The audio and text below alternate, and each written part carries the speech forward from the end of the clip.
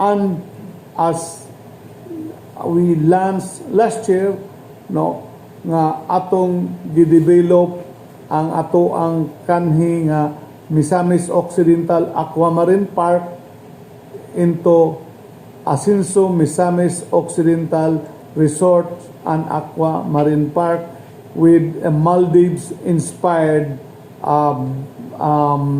hotel, no, hotel facilities.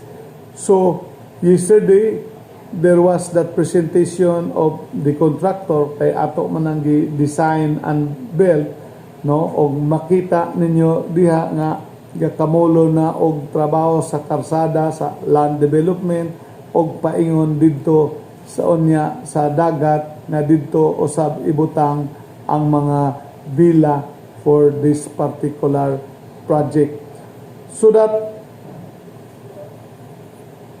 pag mahumana ang maong proyekto, dili lang nag-invite og mga daghang tao, domestic and international tourists, no, which will help our economy.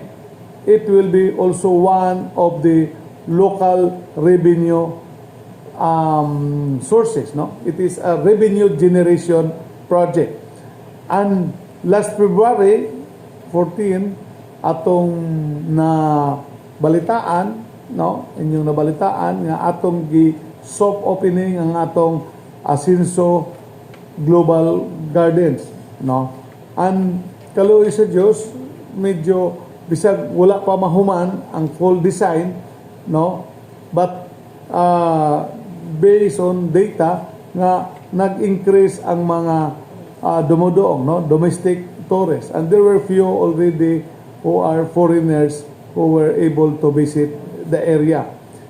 We have another tourist destinations which I started the funding of this when I was the congressman, and this is the Bonifacio Boulevard, no. We constructed a road, no, from the Pangilby Bridge pagkanaog diha sa Silanga. So there is a coastal road there, no. Kung pasakay ka sa bridge, paakit ka sa bridge, on the left side, that is the Osamis Tangob coastal road. So that is kung gikan ka sa Osamis, gikan sa Malaubang, so ang construction sa road diha karon naana sa Pulot de Maluna, and then kining gikan sa Tangob paingon sa Bonifacio, ang intermittent section from Silanga to Maluro karon mo'y ginatrabaho, and then nagsangko na almost dito sa Pangabuan, and then ang dito sa ending portion of the road which will be at Migpangi, so ato nang gidevelop nga dili lang karsada but it is also a boulevard, no. Dili tong kanta nimo Romy sa unang Boulevard of Broken Dreams, no. So it is ang maungkuan dunay pantalansad nga atong gibutang, and there is also a very good facility there nga sa pantalan didto amo dak unya ang ato ang gi-project nga there will be a cross between from Bonifacio to sa Pangdalaga, no. Andun ay station po diha sa Sinonok, Sinakaban, no. So usana sa atong gi-develop o possibly by this year mabuksan ang maong tourist destination. Just last Saturday, no, ang atong mga municipal and city governments are also doing their own local projects in support of our tourism program. Kaya ang atong goal, when tourists come here in Misamis Occidental, so doon na day naka-prepared nga package. So, i-package store for District 1, pa-package store for District 2, o muagian ng mga lungsura, unsay ika-offer nila sa turisto. Last Saturday, nag-inaugurate nag-soft opening sa Osaka tourist facilities, no, sa Pangdalaga. Before that, sa Pangdalaga has already, it's sa Pangdalaga Falls, no, nga fully developed na karon. The provincial government is allocating 15 million pesos to support that development of the tourism of sa Pangdalaga Falls. We have already the Kaluya Shrine, and then they have already their floating cottage. Ang inaugurate or gisugdan pag agi-launch atong Saturday is floating playground. So asa ka kuan karon og playground nga tuwa sa dagat, no? So that is one new in here in Misamis Occidental. So that mahuman ang Amurap with this kind of tourist destination sa atong mga kalungsuran, sa atong tulo ka dakbayan, then we will now be prepared to host mga national events. We are targeting to host this palarong pambansa, no? Mga national conventions of professionals like the Philippine Medical Society, no? And this Saturday, the North Central Mindanao region of the Philippine Medical Society, ang atong presidente dire si Dr. atong konsyal nga taga Kalamba, si Dr. Kale. Yeah, so he together with their other officers, they came to me nga ang Misamis Occidental mo'y host karon sa Regional Assembly, no, dire sa dakbayan sa Oroquita.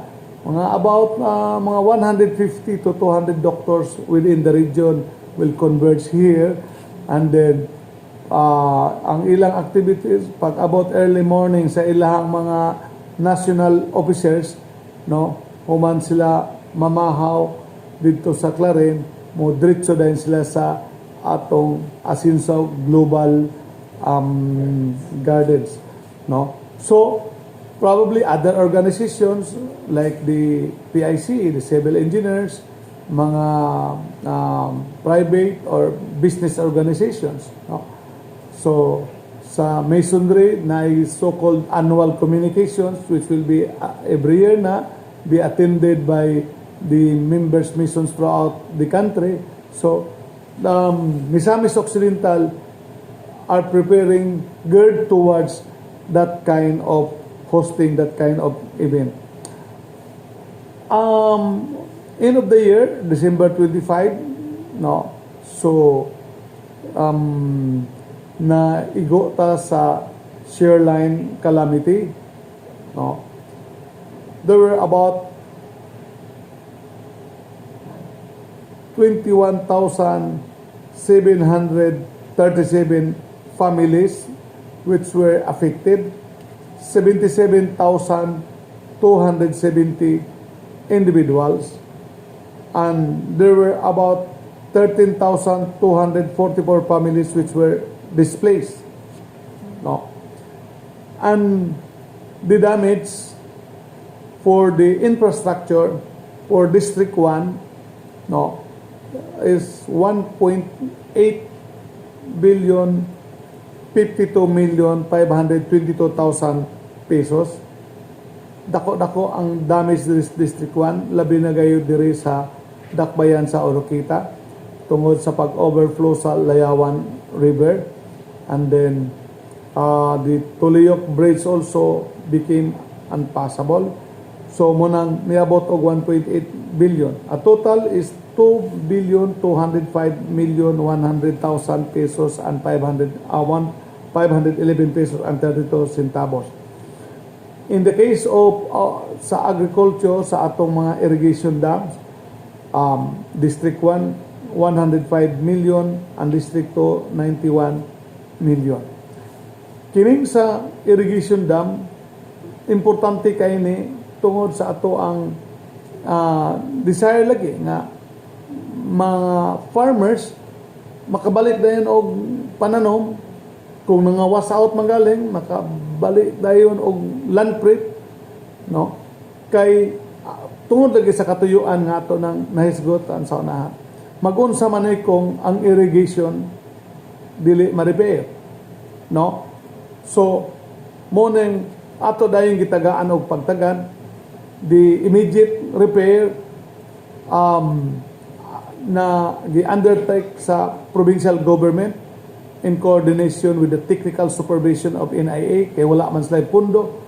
And then we had the support also of the different businessmen, the contractors who provided free equipment including the diesel, no, sa paghimo og emergency rehab. Mo hinungdan nga ang mga farmers na to karon naka sugod gyud, nakabalik dayon og pagtanom, so that ang atong gihimo nga repair magulang lang gamay sa band-aid, no, na kung kusog-kusog ang ulan basig bubuswang na pod. So munang ato gyud giadtuan sa Manila ang administrator sa NIA nga maka-abilta sa ilang quick response fund para makumpleto o rehabilitate ang atong irrigation dams.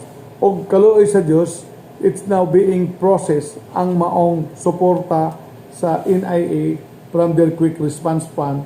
In the same manner usab sa DPWH atong nabisitahan, because under normal procedures ang Office of the Civil Defense every after disaster na aslay post damage assessment and need analysis, they call it PDANA. Pag ma-determine ang maong PDANA mo mag-determine sa damage, and then after validation i-forward ay sa national government, and then i-appeal dahil na sa budgeting sa national government. So kita nahimo man nato na mga process, we expect a support from the national government through the PDANA. But dili ta kontento na gusto ta og immediate assistance, so mong gabuhat ta og rapid damage assessment need analysis, that's ARDANA. So moto ang atong gigamit nga dokumento pagpangayo sa quick response fund sa mga national government agencies like NIA o sa DPWH. By next week or at the most by April moabot ang dredging machine, dako nga dredging machine sa DPWH para mag-dredge sa Layawan River. Kay kinahanglan gyud palabman ang Layawan River, aside nga i-repair ang mga slope protection nga mga na-damage, no. So in the case of social services, well, na tagaan na to o financial assistance ang atong mga katawhan in coordination with DSWD and the Department of Labor and Employment. With that team efforts, karon first quarter pa ta, no, kakusog ang ulan taman sa bisan sa January, but we are pleased with the remarks of some visitors, and one of which was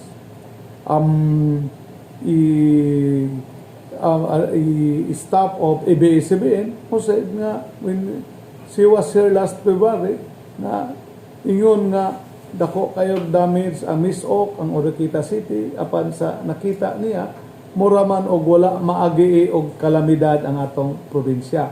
So this atong nahimo ang mayong paghandle, part of our first quarter report, na ingon ana ang produkto sa panaghiusa sa mga misamisnon. And with that unity, we are able to address the calamity properly. And then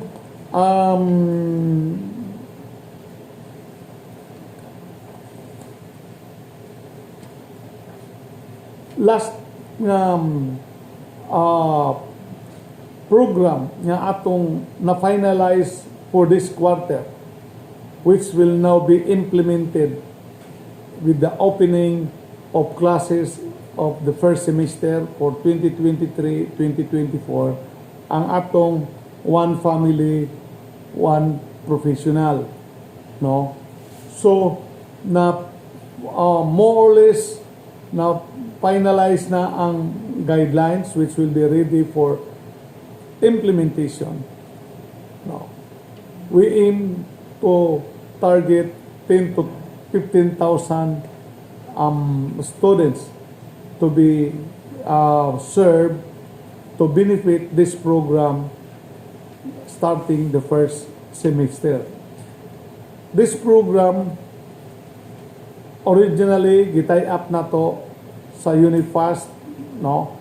Kaning Unifast na program sa CHED, I was one of the co-authors when this was approved in Congress. That was during my first term as congressman of the 2nd District. But currently, ang Unifast wala na mag-accept og new enrollees. So, kay wala na masustain sa ilang budget and they are still making representation for more budget from Congress.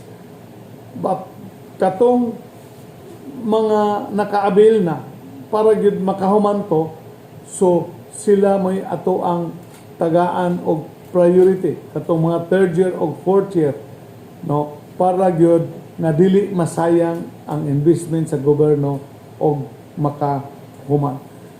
More or less mo na ang ato ang first quarter report for this year 2023. So I am now open kung unsay mga pangutana gikan kaninyo, gikan sa atong mga katawhan para atong matagaan og katumanan. So now the floor is open for questions. We have Joanne Antasoda of Oroqueta Community Channel. Hello. Good morning, Gov. Yeah, good morning, Joanne. Your hair still remains fun, ha? Gov, imong giistorya kaganihan, imong saad nga full assistance para sa ato ang mga kaigsuon ng rice farmers. Para asa naman ta karon dapita, Gov, na nasugda na ba o hatag ang ilahang mga gipanginahanglanon? Ilabi na din sa dakbayan sa Oroqueta nga grabe kagupa gid ang ilahang mga basak. Yeah, that's a very good question, Joanne. No? As a background there, ang Misamis Occidental, we have about 8,500 hectares of rice farm, no, rice, with 9,400 validated rice farmers. Okay, distributed in the 13 municipalities and 3 cities. Because, not 12, because Don Victoriano and Concepcion, wala siya rice field. Okay. Now, ang stage karon, there were rice fields na wala ra gyud totally damaged with the shear light. So, moni ang rice field sa Bonifacio, Tanggob, Usamis, and then partial of Clarin, Tudela, napoy partial na ni-survive sa Jimenez, Aluran, dayon gamay jutay diri sa Oroqueta, and then Plaridel. So, ang stage nila ana, nearing flowering na sila. So, in the farming stage, ang ilang gikinahanglan mo ang last round sa fertilizer application nga kining urea. Just to give a better understanding sa ato ang mga katawhan nga dili magbabaol on the stages of rice farming, magsugod ka og land preparations, no? Mo ni ang pagtigmad sa uma, and then mahuman ang land preparations, provide ka og seedlings, no, kay para pagtanom. Pag human nimo og butang og seedlings, no, ibutang ang first round sa fertilizer, ang tawag ani complete fertilizer, no. So si Rin, sige ning kaan nga Lanao del Norte, daghang kayo og mga basakan, pero karon pa siya kadungog nga naday complete. Dili ni kompleto no. More, this is a kind of fertilizer, no, kay more or less tungod sa ato ang local soil condition. Okay, so that's the first round of fertilizer. Pagka human, medyo nagtubo na, nearing to flowery, kanang mamunga na ang atong humay. So leading to that is the second application of fertilizer, mo na ni ang urea. Then after that will be the harvest season. Okay, and then post-harvest season, mo na ni dayon ang pagpangariglar sa mga naani nga humay. So katong area, Bonifacio, Tanggob, Osamis, then portion sa Clarento, Dila, and the other municipalities, na rilisan na to og urea kay mo may ilang gikinahanglan, no. So we were able to get to avail of that 41 million fertilizer fund gikan sa DA nga last year pa na nila, pero wala nila mahatag atong dili pa ako'y governor first 6 months, and then ilang gihatag nato gi-open adto ng Disyembre nga wala nato gikinahanglan na, so wala nako gipa-release, diri na nako gipa-release aning gikinahanglan na. Okay, so may na lang wa ma-release, kay og na-release na adtong Pasko, it's either nabaligya kay wa man gikinahanglan na nagamit sa Pasko, og nagamit manggaling na apil og kawas out, no. So karon nagamit katong ubang area, no, like Jimenez, Aluran, no, there is mostly sa first district, no, naas na karon sa land preparation, no. So almost kuana, and then based on the calendar of activities sa atong rice farming sa Miss-op, karon hinapos bulan sa Marso, doon na mga lungsod, mga nga nagkinahanglan na sa complete fertilizer. Kining complete fertilizer karon nga gi-procure, pundo na nato ni sa provincial government, no. So just this week nag-release na dito sa Jimenez, kay ang Jimenez angayan na ang ilahang basakan, butangan o ay applyan og complete fertilizers. So nanay mga schedule this week, next week, no. So we are now able to procure the required complete fertilizer para sa mga basakan nga nagkinahanglan na niini. And then after that, so sa second round nga paghatag na sa urea nining maong mga basakana nga nag-survive, so ready na sad ang atong provincial government kay na procure naman nato, natapos na ang procurement process for that fertilizer. So we would say medyo just on time, ug na manggalay gamay late adtong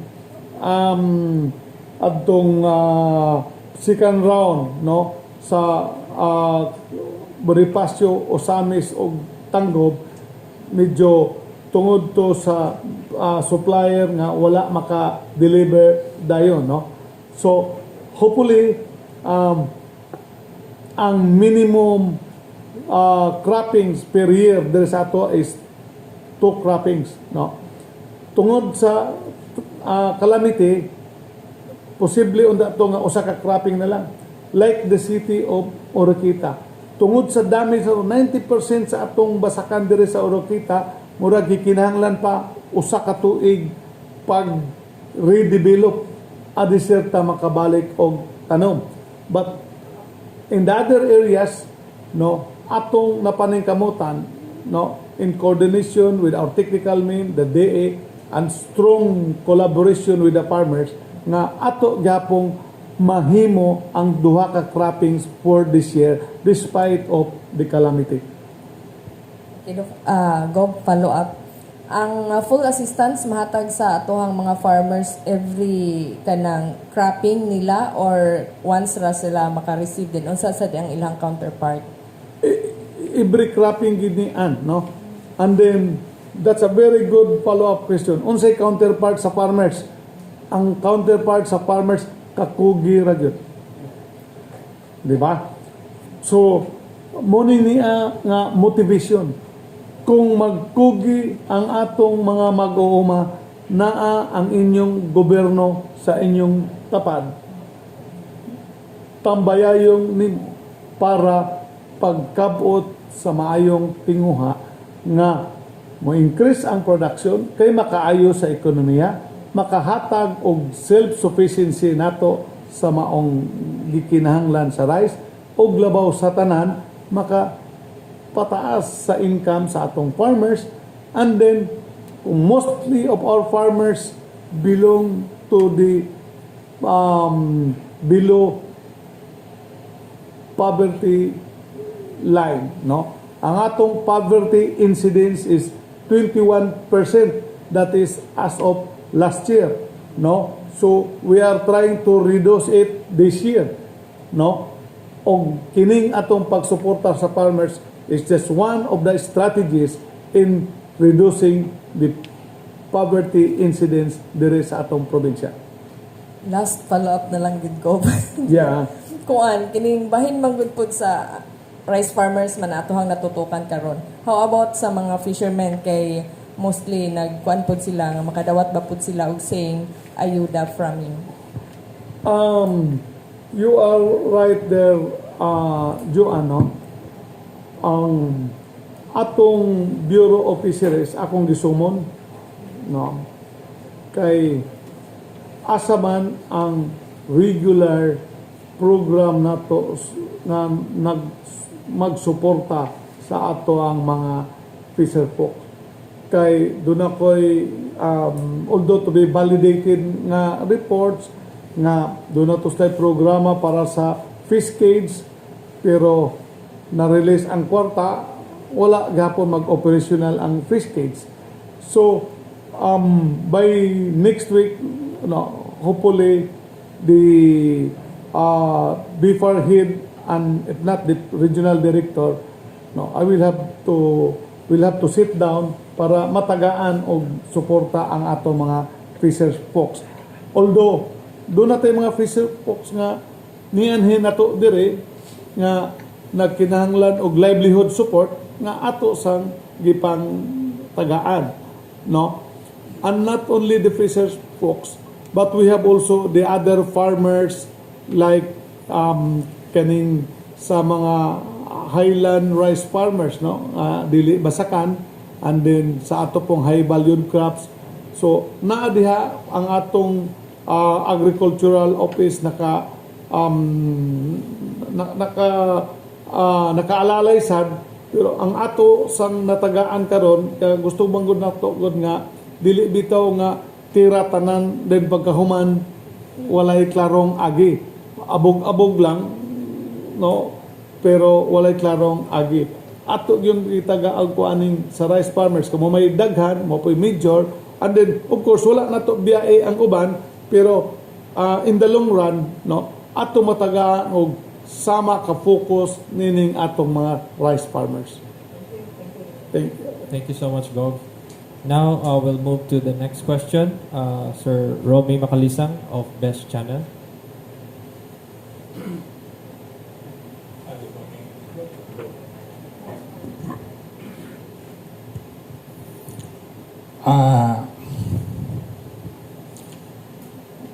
ako'y mura ba ako na-obserbahan sa mga group is mura ba tawag sa ako'y nabasa na ako ng item about tabili salamander ba ang kwan na kung sa'y color sa iyang palibot maupod ang iyang color. The purpose is to evade sa iyang mga predators. Sa imo po ko ba ako nakita is moada po ka kung ang example ang problema is about engineering, kabalo po ka. O ang issue is about health, doktor sad ka. O ang problema is about social work, social worker po ka. O ang problema agriculture, agriculturist po ka. Mura og kon ba? Kung sa ang problema, yung anak sad ka. Para sa story sa tabiling, kung saan kulo sa iyang palibot, maupo na siya. Sa imo, para may mo kang effective. I wonder go, sunod sa 9 months sukat mo sa paglingkod, unsa ang mga problema gyud nga imong na-encounter? Well, kanang na-encounter na imong kitanaw nga murag ma-encounter pag hindi mo sa umabot. Well, problems, challenges, murag normal na sa tanang mga tao. Og mo po na sa akong eksperyensya kay walay solusyon kung walay problema. Speaking of challenges, we'll start with social. Dili lang ni challenges sa administration pero this is a challenge to all of us. As of December 2022 for the whole year of 2022, nitaas ang kaso sa rape cases dere sa Misamis Occidental. We had just about, doon ay 67 reported. No? Wa pa'y labot na sa wala ma-report for some reasons. Fear and the circumstances surrounding sa victims. As a matter of fact, just a week ago, no, so dunay usa ka victim nga migawas na sad, no, mi adto sa MSWDO, mi sumbong sa iyang kaintan. And that rape happened 2022, kaya nga naman ang bata 13 years old buntis naman, no. So, gidala sa atong God facilities o ato mang commitment nga atong tabangan. And then 2 days after, gidala sa hospital kay nanganak. No. So, muna'y usa kay ang atong goal magpuyong malinawon, unsaon pagpuyo sa pamilyang malinawon kung iyon ani ang sitwasyon. And most or majority of these rape cases are incestos. No. Ang akusado, igsuon, amahan, stepfather. No.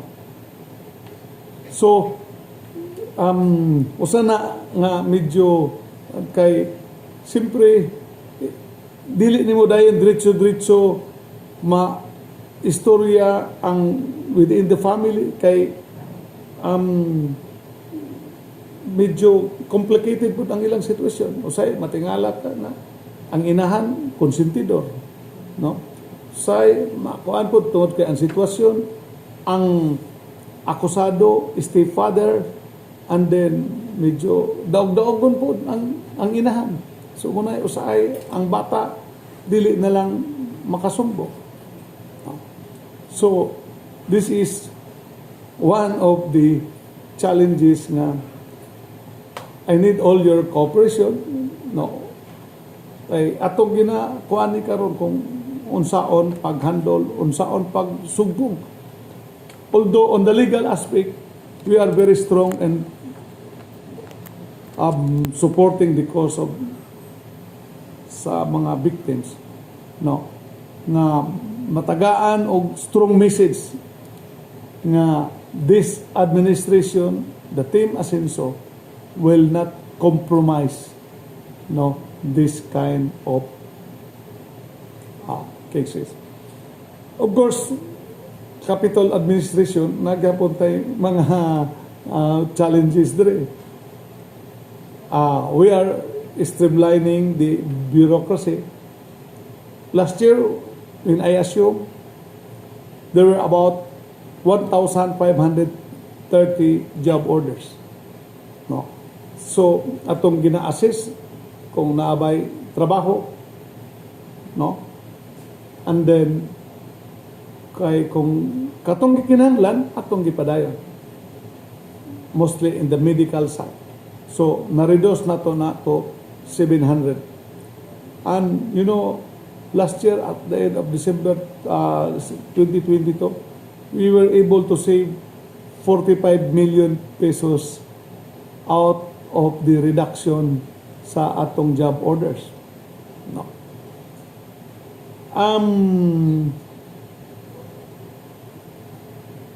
We are also trying to improve the system of the procurement process. Kay ang atong desire under our administration nga mawala tong impression nga ang supplier sa gobyerno tag-as og presyo kay ang gobyerno dugay mubayad. So, we are hitting a goal na kumpleto ang dokumento. From the time of delivery, we can pay it in 3 to 5 days time. Because after all, money is available. At ito na yung gipanikamutan tungod in the process, daghan kayong utang ang previous administration nga karon ako mo'y gipaninglan. Ang ubang maningil, isog pa kayo. No. So, of course, we are forced to review the transaction. So, nagi mga transaction nga 2019 pa, 2020, 2021, and up to the second quarter of 2022 of the previous administration. No. In the process of reviewing, atong nakita nga matingala ka. Dunay supplier niyon siya 2020 pa na-deliver. Nga ano man ka maningil atong 2020? Ngano man ka maningil atong 2021? Sige kunos lang balik-balik pa man. Hindi unsa may imong gibuhat. Ngano man no. So sa atong pag-review nga medyo wala kayo ma-observe sa previous administration ang procurement process nga mo'y hinungdan nga usa sa hinungdan. No. And in the process of review, atong mga discover, like for instance, atong COVID, nagpalit ang provincial government og 21 million pesos nga RT-PCR equipment. No. Muna ang katong equipment nga mo test whether positive ka or negative. We have there in the first or second district, that was our joint efforts with the local government of Osamis, the Mars Medical Center, and the office of the congressman. At the time, the local government of Osamis under then Mayor Ando Waminal. Ang machine ato ng napangayo libre sa DOH. No? So, ang building nga gibutangan, ang local government mo sa Osamis mo nagbuhat o ang nag-operate mo ang Mars Medical Center. So, yun ana kasmot. So, natingala ko nga, diri gipalit na to. But, what is surprising? Mahal ang kantidad, pero pag deliver, ray bulan na gamit, wala na dayon magamit. Technically, na ako no'y daot nga. So that, what happened adtong panahon na, kung nagpadayon maghapon ang pag-test, dunay usa ka supplier sa kanang gitawag sa reagents, no, nga gamiton sa test, RT-PCR reagents. So kay siya may supplier, di man magamit ang iya pong reagents kung daot ang machine. So nagpahulam siya sa iyang machine. So mo'y gigamit sa probinsya at that time. No, ang hinulaman nga machine. Pangutana, ngano manghulaman ka? Nga naman kay bagong 21. Kung daot, di appeal pa sa warranty. Di ba? So, ang nagpahulam para mahalin po ang iyang reagents. Oh, pero mas mayan na lang gali, para at least nakas. Pero ang pangutana, kamo, karon kung ang butang ninyo, iyon anak kamahal, tag 21 million pesos, inyo lang ka ng pahulaman, libre. No? So, in our review and in the interaction with the suppliers, nangutana tag pila man ang cost sa imong machine. Ang iya pong sulti nga tag 2 milyon sa mangkuno iyang machine. So that is one of the, and then sa ato pag-streamline in the process, no, nalusutan gapon ta pero wala noon makonsumate. Usa ka empleyado nato diha sa GSO nagpagawas og acceptance nga naay gi-deliver nga nagkantidad og over 1 million nga antigen test.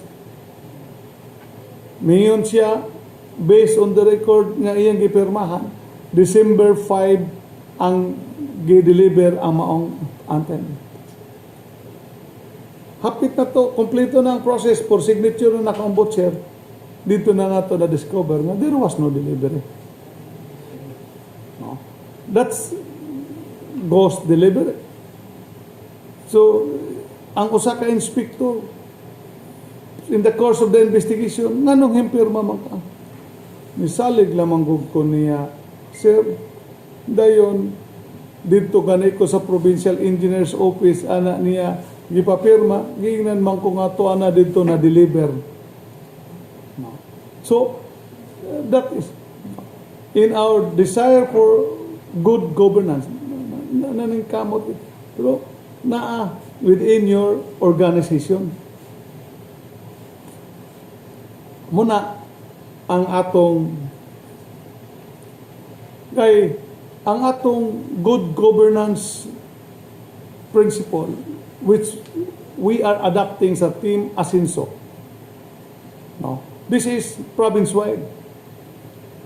That's why the Sangguniang Panlalawigan is very strong because under the law, sa local government code, ang dunay disciplinary powers sa subordinate local government officials is the Sangguniang Panlalawigan.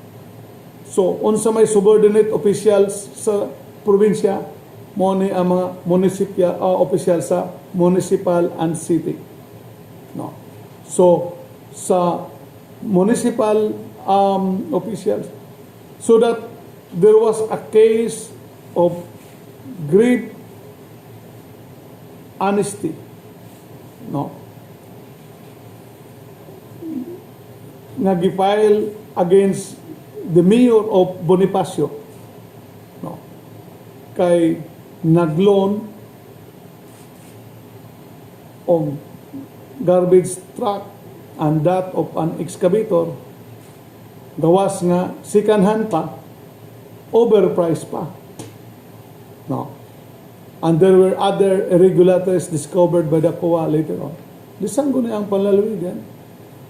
Despite of the closeness, no, their closeness, no. So, may pakanaog sa mga suspending the mayor and the vice mayor. No. So, iyon ana ang atong strong adherence sa good governance. This administration will not hesitate to discipline any abusive local officials, much more also to the employees. So, muna ang atong mga challenges, and I know with the dedication, no, the sincerity nga atong gi-espouse ngadto sa atong mga empleyado, atong mga department heads, sa atong mga subordinate local chief executives, dako paghapon ang ato ang pagsalig nga ang atong vision asin Misamis Occidental matagaan nato og kalamposan. As of the night, Follow-up question, Sir Rami. Hello. Sa Unagop, napato sa Provincial Agriculture Office, even before sa mga paglingkod, after sa mga paglingkod, daghang kay ko nasulat na mga bayronon nga charge to current. Ang ako lang, while nagsulat ko, nag-wonder ko, kung kaming kwarta na ito, ibayad sa miyagi, mura ba, di ba ka maog sa kwarta, basi ma-check up ba nga ito ang budget current budget. Wala na inuon tayo magasto karon kay gihurot man og bayad sa obligasyon sa nangaging administration. Wala, dili ba na ang kan siya? Mo na'y possible consequence. Kay kung ang maong transaction prior years wala ma-obligate, wala ma-lodge as account payables, or the other accounting terms is not placed as equity. So, nawala ang pondo. So, kung bayra na sa succeeding years, ang mahitabo, kikinahanglan na po o authority sa sanggunian nga i-charge sa current appropriation. So, kung i-charge sa current appropriation, definitely, ma-disrupted ang imuhang projections for 2023. So, usa na sa atong gina-consider in evaluating this mga prior obligation, utang nga wala mabayre sa previous administration. So, ako pong gikuan ang mga suppliers nga, you have also to be honest. You tell us nganong wala man po mo mabayre. Nganong ang uban nabayran man.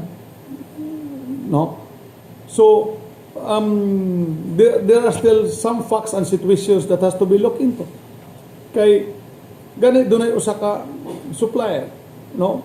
So, may kuwan siya nga money na deliver ang iyahang kuan. Okay.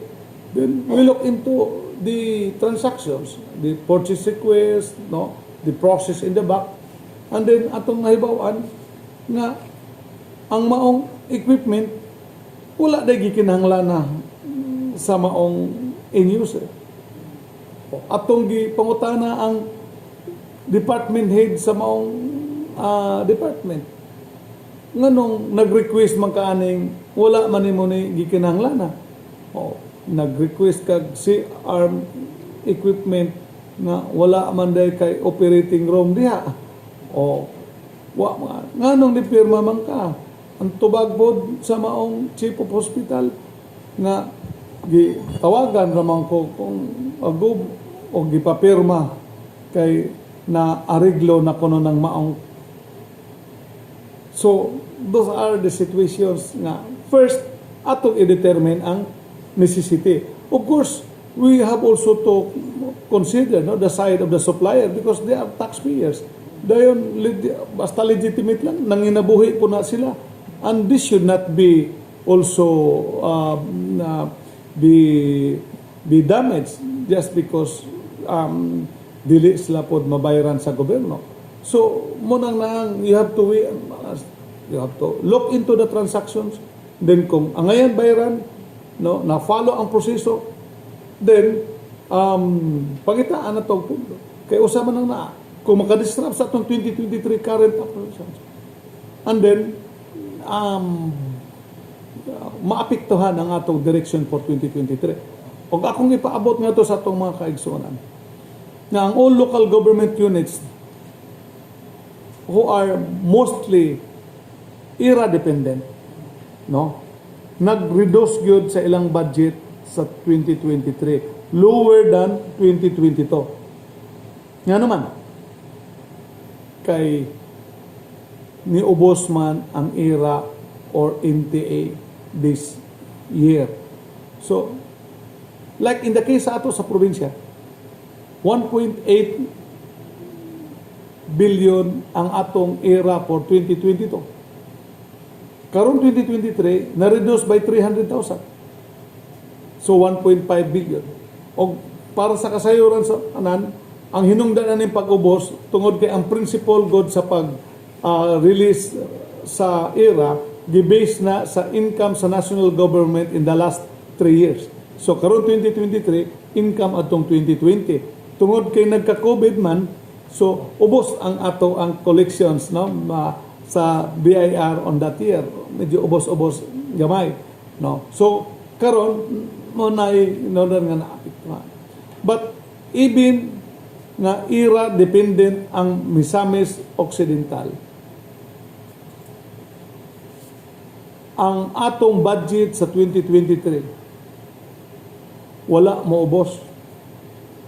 Atong gipataas from 1.5 billion lang nga IRA, ang atong budget for 2023 is 2.5 billion pesos.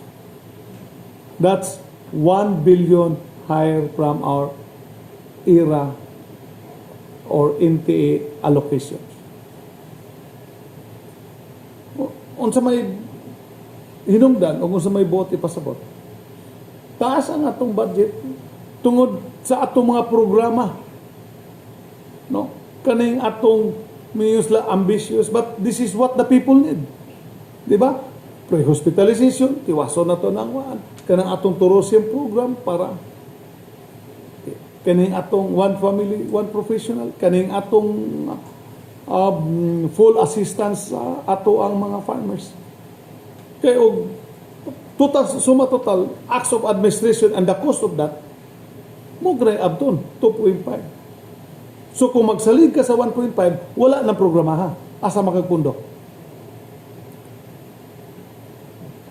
Diba? So this is now the aggressiveness of the administration of our Team Asinso with our Vice Governor and our Sangguniang Palalawagan members nga we have to raise local revenues in order to meet that annual budget. So, kanang istorya diha sa nga alimongaw sa ato ang mga kaatbang nga wa pa maka-move on, nga balik na po itong ilahang spokesman nga ang kwarta sa previous administration na ato kunong gipahimuslan. So at least nibalo ang publiko nga kining ato mga programa karon, we have to raise and generate the funds. That is the financial challenges of this administration. All right, thank you so much. Thank you so much, Gov. Now, let's have one last question from Sir Renz Sumalinog, DXCP. Thank you. Sa free hospitalization program, halos kumpleto naman ta. Daghan na nagka-avail sa to ang probinsya. Although, congressman pa ka, sikat naman atong distrito do sa kining sama ni nga programa. Kung natuman nimo karon, nga nahimo na kang governor, grabe na ang services kay whole province na gyud, whole province na gyud. So wala na question din ha. Akong pangutana ko, kinibang sa ato mga empleyado sa ospital, mga nurses o uban pa, apilo po na nga ato ang na-motivate kay usay na ako'y mga text mabos ako ang program nga wala may pag-akatar, wala maatiman niya murag kung akong basihan murag wala musibo sa maayo na tong programa nga ang katawhan magpuyo nga malipayon ug balabuon. Well, kana nga concern Renz, no? Kinahanglan na og gitawag og mutual understanding nga sabto na to ang sitwasyon sa mga pasyente o sabton sa nato ang sitwasyon sa atong mga medical staff or non-medical staff sa hospital. When I was congressman, puno sad ko og mga complaint anak nga niabot nako nga didto sa Mars kay at that time 150 beds pa ang capacity nga daghan ang pasyente na nasa hallway niya at that time 150 beds capacity ang pasyente sobra maabot 200-300 pero ang mga nurses o mga doctors wala mang madungagi because the number of doctors and nurses are based on the legal number of patients nga capacity sa hospital. So, well, usahay, human as we are, di ba? Nurse ka, nag-imbis ang na-assign sa imong station nga ay mong panon 12 na kapasyente, nag-arreglar kag 30 kapasyente. Di ba? So, moabot yun ang murag ma-burn out ka gamay. Nga, imbis, smiling face ka. Di ba? Moabot yun nga, wala na mo tuyo ang nakamungot ka. Diba? Amoy hinungdan, nga ako nakita ang sitwasyon, valid ang pasyente, valid sa mga empleyado. The solution is to increase the bed capacity of the hospital. Motong akong gipasakaan og balaod, no, anahin mong 500, so additional rooms, no, additional buildings, then additional budget sad.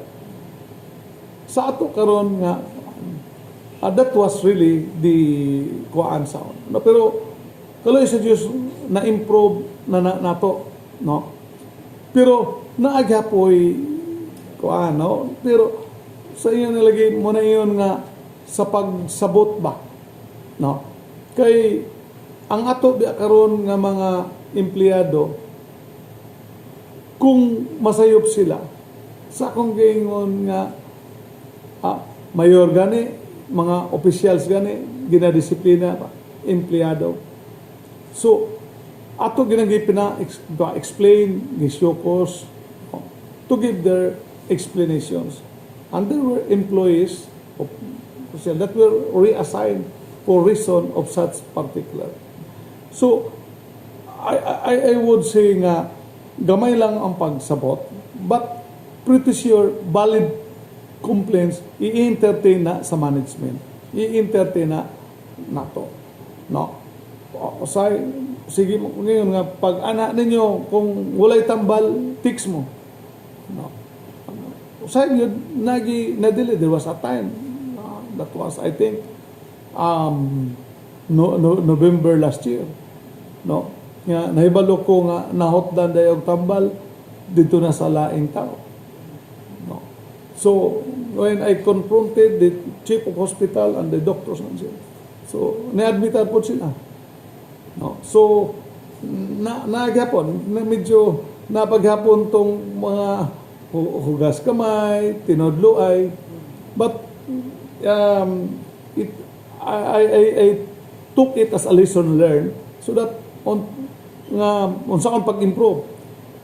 But on that particular situation nga nahibaw-an nato nga muna ang sitwasyon, so immediately I ordered for the release of 500,000 pesos para ma-address tong kakulangon sa medicines.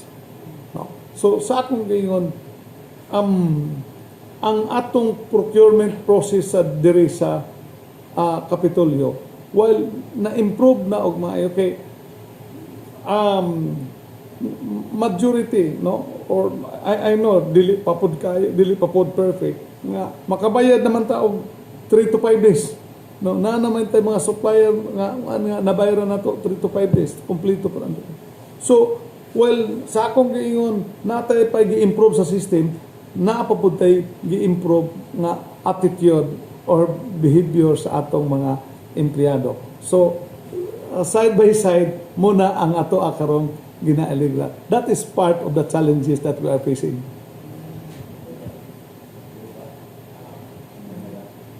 Last question for PIA, sir. O si Johnny Humalon, hindi mo papaano. O sige. Okay, anyway, Sir Johnny. Sige. Check mic. Check. Sound check.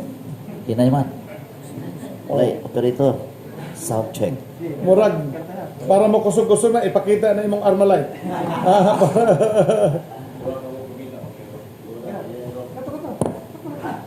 Check. Okay na. Okay na siya. Loud and clear. Once again, Gov, good morning. Usa ko mga kauban diri sa ato gipagayon nga press con. So, direct to the point na lang, Gov, gahapit na alas 12. Nabanggit pa nimo kaganiya, Gov, during sa imong pag-explain about sa imong mga accomplishment project, ang uban po mga projects ongoing na sad. And then, sa 5 ka mga hospitals, Gov,